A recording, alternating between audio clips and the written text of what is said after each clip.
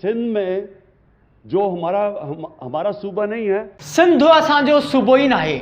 जी बिल्कुल, ही लफ़्ज़ मुंहिंजा न पर प्राइम मिनिस्टर ऑफ पाकिस्तान जा आहिनि। मां आहियां फहद मुस्तफ़ा, जो कि तव्हां ॾिसी रहिया आहियो द सिंधी छोकिरो यूट्यूब चैनल।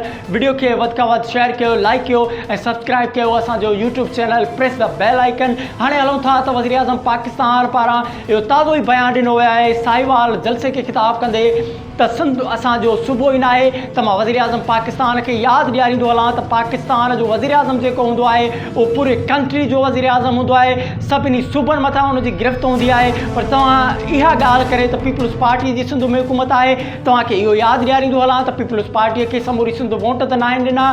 पर अफ़सोस सां चवणो थो पए त वज़ीर आज़म पाकिस्तान पारां इहो जेको बयानु ॾिनो वियो आहे इन जे रद्द अमल में सोशल मीडिया ते सिंधी नौजवाननि पारां जेको आहे सो वीडियो खे वधि खां वधि शेयर कयो पियो वञे ऐं तमामु घणो गुस्सो ऐं ॾुख जो इज़हार पिणु कयो पियो वञे। पाकिस्तान जे अंदरि जेकी बि हुकूमत अचे थी उहा पंजाब नवाज़ी कंदी आहे, पर हिन वक़्तु जेको आहे सो वज़ीर आज़म तारीख़ में पहिरियों भेरो पाकिस्तान जे आज़ादु थियण खां पोइ पहिरियों भेरो कंहिं वज़ीर आज़म इहो बयानु जारी कयो आहे, बयानु ॾिनो आहे त सिंध असांजो सूबो ई नाहे। त उन वज़ीर आज़म पाकिस्तान खे मां यादि ॾियारींदो हलां त अगरि सिंध तव्हांजो सूबो ई नाहे त सिंध जे बेटनि ते कब्ज़ा कया छो था वञनि, उते छो थो चयो वञे त विफ़ाक़ जो जेको हक़ आहे सो उहो बेटनि ते आहे।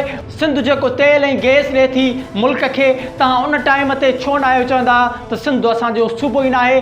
जी बिल्कुलु, वधीक तव्हांखे इंतज़ारु नथा करायूं, हलूं था उन वीडियो जी क्लिप जे तरफ़ जेको जिते वज़ीर आज़म पाकिस्तान साहिवाल जलसे दौरान चयो त सिंध असांजो सूबो ई नाहे। उन खां पोइ पंहिंजे डिस्कस खे अॻिते वधाईंदासीं। सब ने तस्लीम किया, हमारे मुखालफी ने तस्लीम किया। हैरत की बात यह है कि सिंध में जो हमारा सूबा नहीं है, जो हमारा सूबा नहीं है, वहाँ सिंध की आबादी से ज़्यादा पैसे बांटे गए, हालांकि पीपल्स पार्टी का सूबा था। त यकीनन तव्हां ही क्लिप ॿुधो हूंदो, ही हिकु आम माण्हू न पर वज़ीर आज़म पाकिस्तान इहा ॻाल्हि करे रहियो आहे त सिंध असांजो सूबो ई नाहे। पीपल्स पार्टी जी उते हुकूमत आहे। छा पीपल्स पार्टीअ खां सवाइ तव्हांजा सिंध अंदरि जेके आहिनि सिंध असेंबली में केतिरा MPs आहिनि? छा उन्हनि माण्हुनि तव्हांजो कहिड़ो ॾोह कयो जिन तव्हांखे वोट ॾिना? छा सिंध जो गैस तेल रेवेन्यू जेको तव्हां खणो था उते तव्हांखे इहो नज़र नथो अचे त तव्हांजो सिंध सूबो ई नाहे? पर जॾहिं सिंध खे फैसिलिटी ॾियण जी ॻाल्हि थी कजे त तव्हांजो सिंध सूबो ई नाहे। पाकिस्तान पीपल्स पार्टीअ खे त समूरी सिंध वोट न ॾिना हुया न। जेके तव्हांजा सिंध असेंबलीअ में जेके MPs चूंडिजी आहिनि, छा उन्हनि खे सिंधियुनि वोट न आहिनि ॾिना? सिंध वासियुनि वोट न आहिनि ॾिना? त तव्हांखे इहो ॿुधाईंदो हलां त सिंध मां PTI जे MP केतिरा चूंडिजी आया आहिनि। उन खां अलावा जेके आवाम उन्हनि खे वोट ॾिना आहे, छा उन्हनि जे आवाम जा उहे वोट राइगा विया?